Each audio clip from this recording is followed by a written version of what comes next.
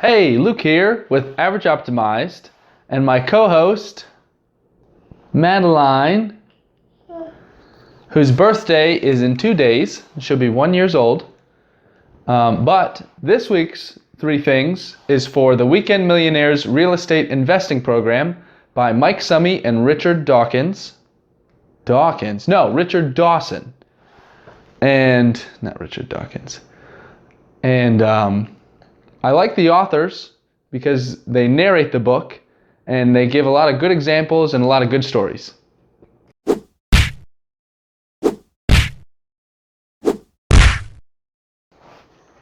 Quick intro. This book is only available in audio format. The Audible version is 7 hours and 11 minutes, and the CD version is relatively the same length, and it comes with a workbook and paper examples. It is advertised on Amazon as follows. The Weekend Millionaires Real Estate Investing Program is filled with practical ideas that work. One of the most complete products on real estate investing you will find anywhere, successful real estate investors Mike Summey and Roger Dawson take the potentially complex topic of real estate investing and turn it into a simple, easy-to-understand process that shows you how to build wealth. Mike and Roger have both have proven track records when it comes to real estate wealth building and show you how to create a game plan for success over the process of 8 weekends. So, what are 3 things we can use from this book? Number 1, price and terms.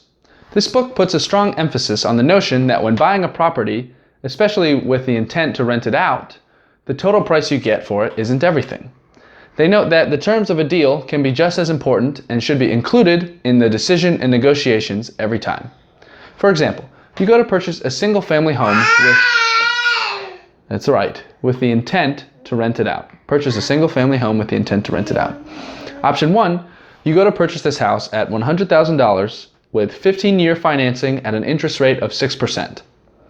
After a 10%, $10,000 down payment, you're paying $760 a month for the house and the interest. Now, option 2, you go to purchase the house through seller financing for a 15-year term for $135,000, no money down, with no interest. With this option, your monthly payment ends up being around $750. So on paper, you pay $35,000 more, but you save $10 a month on your payment. Where renting is concerned, monthly payments are everything. So this combination of price and terms may be more interesting to the seller while still being more profitable to you. So always take terms and the price into consideration when negotiating and figuring this out. But there's also another set under the terms where you could include certain concessions. And some of the concessions you can include may be that the seller would pay the closing costs or cover the title insurance or throw in that cool grill and patio set with the house. So don't be fooled by the idea that price is the only factor in your deals, because the terms can carry just as much weight. Number 2, Gambits. In chess, there are different tactics and strategies that are designed to put you in a certain position in the game. There are beginning gambits, and those are called gambits. And there are beginning gambits to help you get the game going in your favor. There are middle gambits to keep the momentum going on your side. And there are end gambits to help seal your victory. Roger Dawson plays the part of the negotiator throughout this book and teaches you different negotiation tactics throughout in the form of negotiation gambits. I've got my favorite gambit from the beginning, middle, and end gambits. That's right. My favorite beginning gambit is ask for more than you expect to get. So you aim high, high, high. You can have the expectation to go lower, but you mainly do this to give yourself room to negotiate and make them feel like they win if they get you to budge on your high position. A middle gambit, the higher authority gambit. Yeah, she likes this one.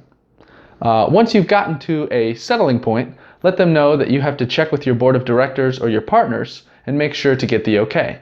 This gives you the ability to be the good guy and seem like you are on their side, but you need the approval of your higher authority. And my favorite end gambit. Position for easy acceptance. So you've been blowing through them throughout the negotiation, and the deal may be obviously in your favor, far above theirs. And they may feel some resentment if they think on it too long. Like that. It's a good example. You sense that and make a small concession to give them their win back. It doesn't matter the size of the concession, as long as they feel good about the deal again and will be willing to close on it. Number 3, NOI. Don't rely on scarcity or inflation to drive the price up for your real estate for you to sell and make a return. Structure the deal to be providing cash flow immediately for a return on investment that isn't a crapshoot by using this. NOI, net operating income. Use this figure to determine what rent you will charge. This is calculated using all the figures I mentioned in my Intro to Real Estate Investing post, which I've got linked up in the transcription, in the cash flow section, and includes things like mortgage, property taxes, homeowners insurance or landlord's insurance, whichever one you go for, management fees, maintenance, etc. And then you add a profit, which I also like to call a contingency fund, and all figured out as a monthly rate. And after you see the average rents that are charged in your area, because that's going to be where your rent is, your NOI, then you're looking to make sure that your monthly financing mortgage payments that you figure out through your negotiations are still in that rent range of all the other properties in the area. So keep this figure in mind during your negotiations and never make a deal that isn't going to make you money right away. Make sure it's a good deal the day that you buy. And don't rely on inflation and scarcity to sell for capital gains later. Make the rent now. This book has a large focus on buying and renting single-family homes. It's meant to be a book for beginners, and they suggest this method as the best for beginners for financial and stress-related reasons. No guidebook is included with the Audible version that's a little bit cheaper, but I don't think you need it. And if you do think you need it, I've still got the CDs and the workbook linked up. But I also had to mention that I loved the little in-between chapter guitar music, and I listened to all my books on 1.5 times speed, and the guitar music on that speed, I found myself dancing to it sometimes while at work because it was funny. It was good. But thank you for watching. Happy birthday, Maddie, the 18th, and we'll see you next week when I'm still 23, but Maddie is 1.